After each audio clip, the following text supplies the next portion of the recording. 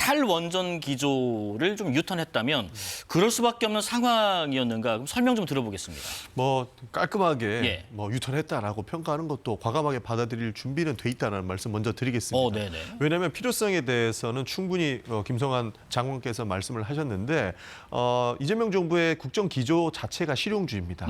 그러니까 우리가 철학적인 가치를 가지고 해야 될 정책들을 결정하기도 하지만 국민들이 원하고 지금 시대에 필요한 정책이라고 하면 언제든지 수용해야 된다라고 하는 측면에서 저희가 유턴했다라고 하는 평가도 수용을 하는 것이거든요. 네.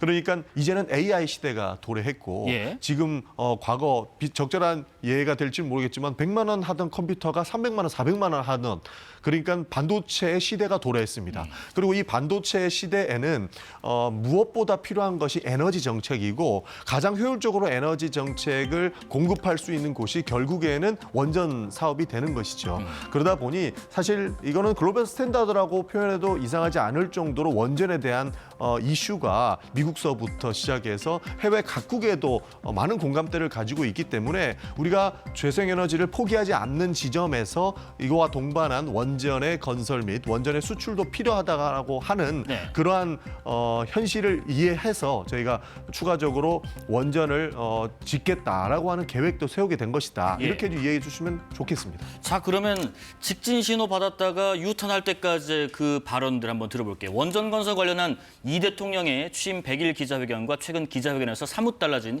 기조입니다. 원자력 발전소 짓는데 최하 15년 걸립니다. 원자력 발전소 짓는데 15년 걸리고요. 지금 당장 시작해도 10년이나 돼야 질동말동인데 그게 대책입니까? 지금 당장 풍력 발전, 뭐 태양광 이건 1, 2년이면 되는데 그걸 대대적으로 건설해가지고 그 방향으로 가야지. 무슨 원전을 지어요. 저는 원전 문제가 너무 정치 의제화됐다는 생각을 합니다. 필요하면 안전성 문제를 포함해서 검토할 수 있는 거죠. 그리고 최근에 이제 국제 추세나 또는 에너지의 미래 이런 것들을 좀 고민을 해보면 엄청난 에너지 수요가 있는 건 사실인 것 같고. 박 의원님, 지금 이 대통령 얘기를 좀 들어보면 한 5달 사이의 의견 변화란 말이죠. 무슨 원전을 짓느냐. 하지만 지금은 에너지 수요가 있는 게 사실이다. 그렇다면 실용주의를 아까 말씀하신 것처럼 추구하는 이재명 정부에서 사실은 이 기조를 좀 바꾸고 싶은데 그 명분을 찾고 있었던 것뿐인가요? 그러니까 지금 전용기 의원님 말씀하신 예. 것처럼 이재명 정부에서 원전 중시 정책으로 유턴을 했다 하면은 저는 대환영입니다. 예. 과거에 문재인 정부에서 사실 탈원전 정책을 너무 급격하게 추진을 해가지고 원전 생태계가 거의 무너졌었거든요. 그래서 윤석열 정부에서 3년 정도 노력해가지고 원전 생태계를 거의 복구한 상황인데 이재명 정부가 들어오면서 초기에는 재생에너지 산업에 중점을 두고 예. 방금 보신 것처럼 원전에 대해서는 과거 문재인 정부 때로 회귀하는 것 아니냐 하는 굉장한 우려가 있었어요. 네. 그런데 이제 몇 달이 지나면서 지금 AI 산업이라든지 반도체 산업이라든지 데이터 산업이라든지 이런 새로운 산업들이 굉장한 전력 수요를 유발하는 산업이기 때문에 그렇습니다. 이게 재생에너지만으로는 도저히 수요 감당이 안 된다 하는 파악이 된 것 같고요. 그렇다면 지금이라도 원전을 중심으로 한 에너지 믹스 정책, 재생에너지도 같이 개발하면서 원전도 우리가 강점이 있는 원전 산업도 계속해서 발전시키는 그런 방향으로 에너지 정책을 가는 것이 맞다 보여지고요. 네.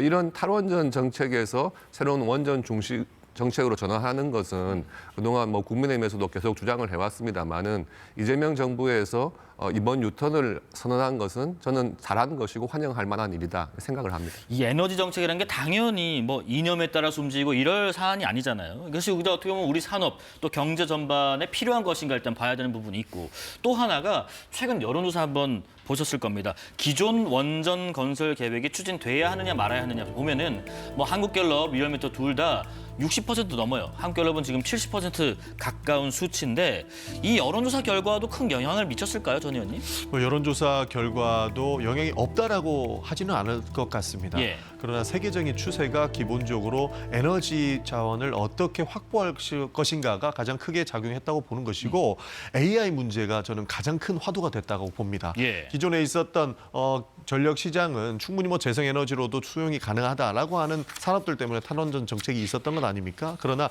이제는 에너지가 꼭 필요할 수밖에 없는 AI 시대가 도래했기 때문에 이 AI 시대에서 재생에너지의 에너지만으로 이 수요를 충족할 수 있을까에 대한 고민을 지도자로서 하지 않았을 수 없을 거라고 저는 판단합니다. 예. 그런 측면에서 지금 시대에 가장 필요한 에너지원이 무엇인가를 판단했을 것이고 그게 결국에는 원전을 통한 에너지 공급이다라고 판단을 했기 때문에 정부에서도 국민들의 의사를 받들어서 그리고 실용주의의 원칙 하에 이렇게 정책을 설계했다라는 저 그렇게 보고 있습니다. 그런데 좀 궁금한 부분이 이재명 대통령이 이제 후보 시절부터 많이 얘기했던 것 중에 하나가 아리백, 그 신재생 에너지 기조 있잖아요. 예.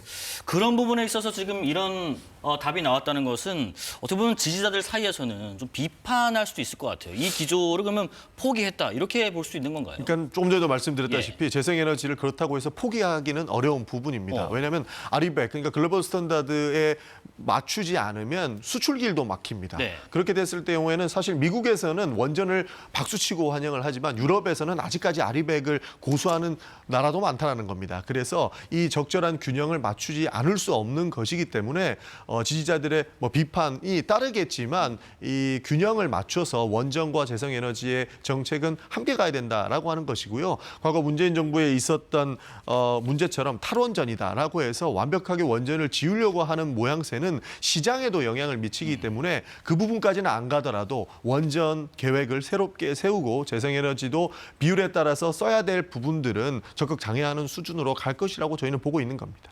박 의원님, 그렇다면은 아까 그 이재명 정부가 탈원전 정책을 유턴했다면 되게 환영을 하셨는데 그렇습니다. 혹시 아직 조금 더 찜찜한 부분이 있으세요? 왜 확실한 유턴이라고 보기 어렵다고 보시는 근거가 있으실지? 이 재생에너지 산업에 대해서 문재인 정부 때부터 굉장히 강조를 해왔죠. 그런데 사실 우리나라 기후 환경상 24시간의 안정적인 에너지 공급을 위해서는 이 우리가 그동안에 강점을 보였던 네. 원전을 제외하고는 준비할 수가 없거든요. 그리고 최근에 이 전력 수요가 굉장히 많은 산업들이 모든 국가의 화두가 되고 있습니다. AI뿐만 아니라요. 예. 데이터 산업이라든지 반도체 산업 이런 부분을 뒷받침해 나가려면 결국에는 24시간 안정적인 전력 공급이 돼야 된다. 그런데 재생에너지라고 하는 것이 물론 유럽 같은 곳에서 기후 환경상 유리한 곳도 있겠지만 우리나라 같은 경우에는 한계가 있거든요. 그런 부분을 고려할 때 어떤 진영 논리라든지 어떤 뭐 환경 에너지를 정치적으로 해석하는 그런 부분을 떠나서 경제적인 그리고 우리나라에 맞는 에너지 정책을 해야 된다고 생각을 하고요. 저는 탈원전 정책에서 벗어나서 원전 중시하는 정책 굉장히 저는 바른 방향으로 간 것이다 생각을 하고 네. 혹여라도 이재명 대통령이 이야기한 것처럼 이게 정치적인 어떤 이유 때문에 다시 재생에너지 쪽으로 가는 그런 방향은 조금 신중해야 된다 하는 말씀을 드리는 거죠.